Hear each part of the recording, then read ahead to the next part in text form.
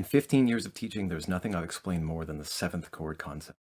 We've got three different types of seven chords that we use pretty often that are really, really confusing for people, especially when they're just starting, and they can be a bit overwhelming.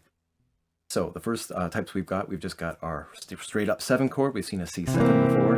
Then we've got a major seven, and we've got a minor seven. We can play these chords, we can play most of what we hear in Western music. Let's just start with the straight up seven chord. If we start in the key of C because it's nice and comfortable, we just got our first, third, and fifth. With our seventh chord, it's pretty simple. We're going to incorporate the seventh note from the scale.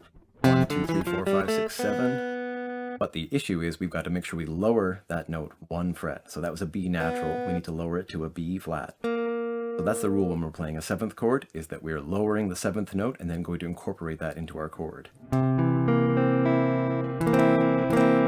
So we can do that with our E7 as well. E, so do, re, mi, fa, sol, la, ti.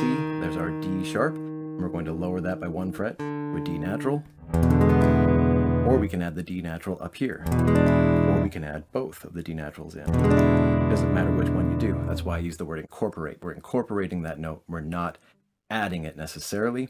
We need to take out one of the other notes to get the seven in. That's what we got to do. When we see a major seven, we're just going to find the seventh note from the scale and we're going to incorporate that into the chord. The C, we just count up again. 1, 2, 3, 4, 5, 6, 7. We've got our open B. It's just that easy. Take a C and incorporate the open B string. So while that chord looks more difficult to do, it's actually easier for us to do. It's less work for us to take off that one finger. And it tells so much more of a story than the straight up C does. There's nothing wrong with playing C, F, and G, but this adds a bit more flavor to them. Minor sevens go by the same principle, but we just need to use a minor chord. So if we take a minor chord like a C, we're going to add in that seventh flattened. That was the B flat from last time, right? We take our B and we lower it one fret.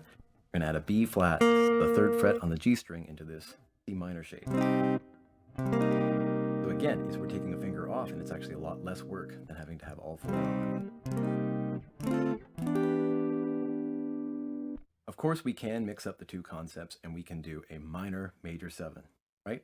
That's not a minor major. It's not both minor and major. It's a minor chord with a major seven. So we're going to take that C minor, because that was nice and easy. And the major seventh was a B. We just want to add that B natural into it.